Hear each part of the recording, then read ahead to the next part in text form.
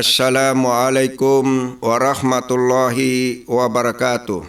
Alhamdulillahirabbil alamin wal aqibatu lil muttaqin wassalatu wassalamu ala asrafil anbiya'i wal mursalin sayyidina Muhammadin wa ala alihi wa sahbihi ajmain, amma ba'd. Kaum muslimin pendengar rahimakumullah, pertama-tama kita patut bersyukur kehadirat ilahi Rabbi, karena dengan bimbingan hidayahnya kita disempatkan untuk dapat bertemu kembali dalam risalah Maghrib sore ini dengan judul Kurban dan Pengorbanan.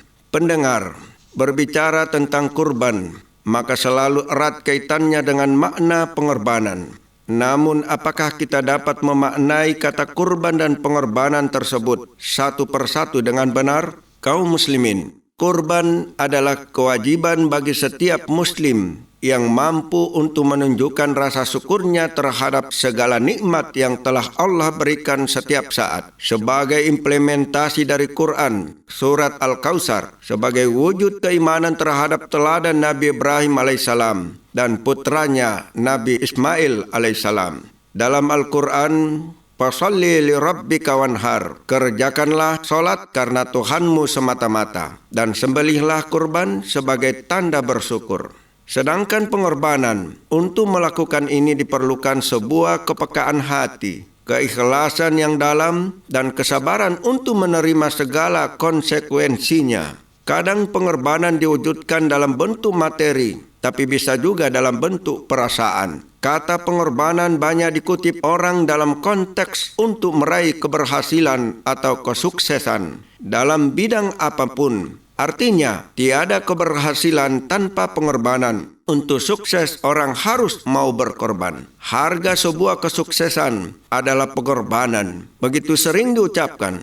Hal ini juga dapat dipahami bahwa wujud pengorbanan tersebut tidak selalu ditunjukkan oleh materi, harta yang kita miliki. Terkadang justru pengorbanan dalam bentuk tenaga, kerja keras, semangat, pantang menyerah, keuletan, tekad, sabar, dan lainnya adalah suatu pengorbanan. Begitu pula segala yang terkait dengan sikap memilih sesuatu yang berat, tidak menyenangkan, dan suatu cobaan atau ujian adalah juga sebuah bentuk pengorbanan. Kaum muslimin pendengar rahimakumullah, kurban dan pengorbanan tak lepas dari rangkaian kisah pengorbanan Nabi Ibrahim alaihissalam akan putranya yang terkasih Ismail alaihissalam.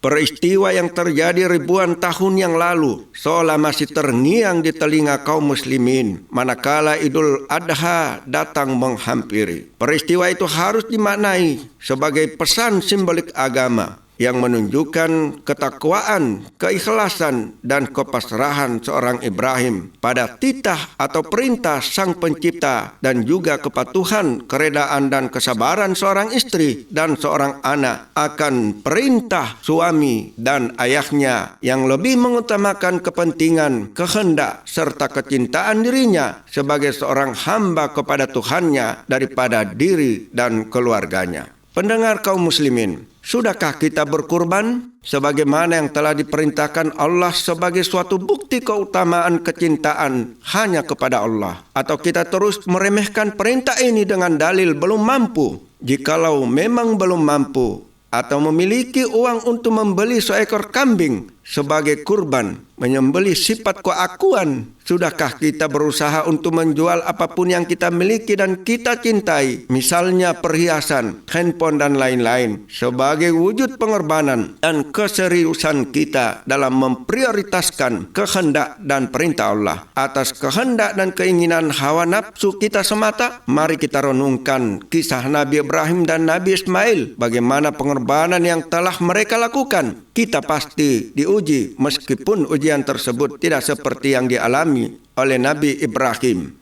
Ketahuilah ujian yang diberikan Allah kepada kita untuk membuktikan apakah keimanan kita benar-benar jujur atau hanya di lisan saja. Maka dengan ujian, siapa hamba yang benar-benar beriman dan mana yang berpura-pura. kaum muslimin yang berbahagia. Akhirnya mari kita perbanyak ibadah kita kepada Allah Subhanahu wa taala. Mari kita tingkatkan ketakwaan kita kepadanya dan semoga Allah Subhanahu wa taala memampukan kita untuk berkurban dan peduli kepada sesama. Amin ya rabbal alamin. Allahumma musta'an. Assalamualaikum warahmatullahi wabarakatuh.